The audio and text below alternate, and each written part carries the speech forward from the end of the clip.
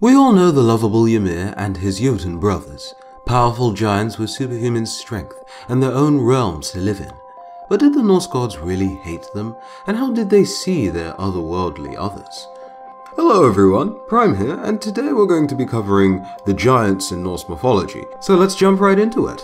The giants weren't actually called giants by the Norse people. In fact, the word Jotun actually means devourers. Another word for these types of creatures in Norse mythology, or people, I suppose is a stretch. Thurs, meaning powerful and injurious ones. The Greeks kind of spread this idea across the world that giants were these massive, powerful, lumbering creatures that were quite terrifying and the enemies of the gods, and this is how most of the world saw giants, whereas to the Norse people, they weren't necessarily evil beings, but definitely beings to be feared. In Norse mythology, there are two types of societies. You've got Innengard, meaning within the enclosure, so these things typically encompass orderly and civil sorts of societies. So these are places like Midgard, Asgard, the realm of the elves and the realm of the dwarves. Utengard means beyond the enclosure, so these realms usually encompass chaotic and uncivil places. So we're talking places like Muspelheim and Jotunheim. So rather than being a case of the gods and the giants battle being outright good and outright evil, we've got a case of chaos versus order. It's not quite as black and white as you might have thought. That said, the giants of Muspel, led by Surt, are destined to burn the earth and battle the gods at Ragnarok. But besides that slightly fatalistic spin on the myth, we know that the gods weren't exactly perfect beings. You only have to take a look at Loki's track record, which you can find here in a card, to realize that, yeah, the gods weren't necessarily perfect. And before you say, wait a second, Loki was actually a frost giant himself, to that, I say Odin wasn't exactly perfect either. Odin wanted to try some of the renowned mead of poetry held by Suttungr, a giant. Odin had Buggi's 9 slaves killed unbeknownst to Buggi.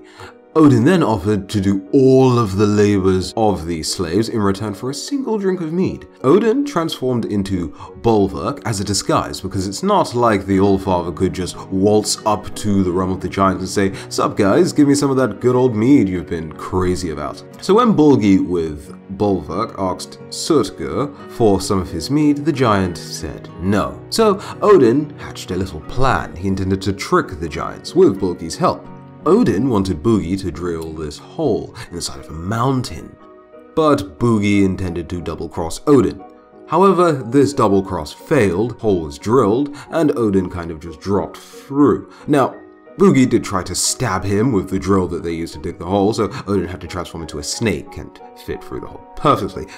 But he did get to taste some of that sweet, sweet mead, and decided that it was so good that he'd steal it for himself and the Asgardian gods and take it back to Asgard. So the moral of the story is, Odin's kind of a dick and is not perfect. For the giants, there are typically two realms in which they kind of live in and reside. One being Muspel, which houses a very specific type of giant, those being the fire giants led by Surt. The other type houses all the other variations of giants. There are quite a few variations of giants, and this is called Jotunheim. The ruler of Jotunheim is Utgard Loki, not to be confused with just Loki. Jotunheim is a place covered by snow and forest and rock, and the most well-known type of giant that lives there are the ice giants. Ymir, in fact, was one of these types of giants, but many other types of giants also reside there. You've got the Ettins, who were either two-headed giants or four-armed giants, but never both. It's a one or the other with the Ettins. You've got rock giants, who were just giants made out of rock, and they kind of sort of coexisted in this one realm. Within Jotunheim, there was also a place called Jarvid, meaning iron wood, and it was inhabited by troll wives, or giantesses, who gave birth to the giants in the world. Jotunheim in and of itself is split up into different places, so you have Thrymheim, where the ice giants specifically live, and then there's a much larger stretch of land where most of the other giants that aren't ice giants live. Perfect example of a giant who Odin made a sort of peace with is Mimir, who I actually mentioned in Odin's lore video. And Mimir, of course, allows him to drink from his well, and then Odin gains all of this knowledge and insight in return for one of his eyes. So,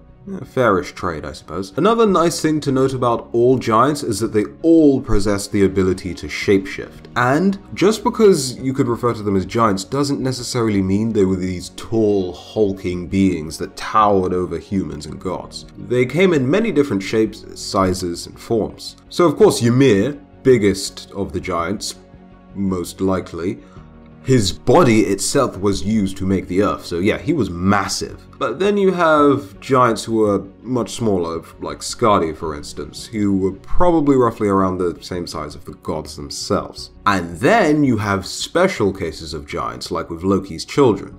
Hel, who was a giantess.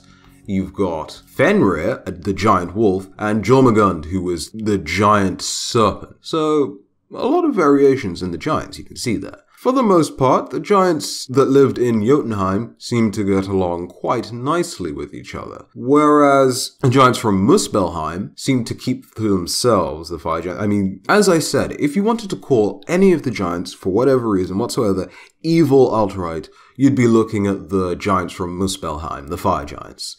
As, again, they were destined to cause all of this chaos and destruction at Ragnarok, which the other giants would play their part in doing as well, but the main ones seeming to be prophesied were in fact the fire giants.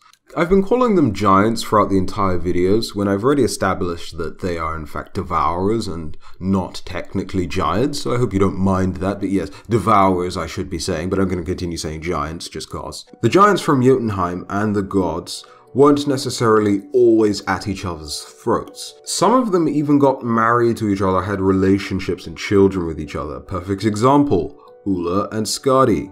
Loki himself went to live in Asgard for the majority of his life.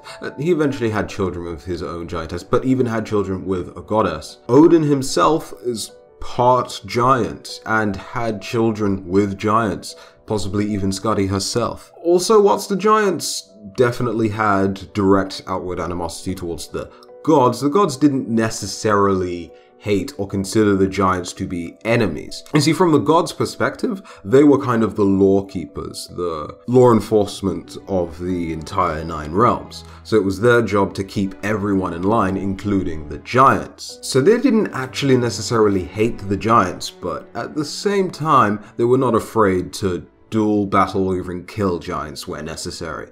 As displayed by Thor at his own wedding with a giant in order to get his hammer Mjolnir back. It's a pretty funny story that I mentioned in Loki's lore video. Card to that one right there. I've got a lot of other ideas of videos like this, so if you'd like to see more videos like this, covering like lore connected to Smite, but not necessarily just focus on a single god, let me know. Thank you very much for watching this far. If you want to help series like this, go ahead and leave a like. If you're new to the channel, go ahead and subscribe for more content just like this. I've been Prime, and I'll see you in a few. Bye bye.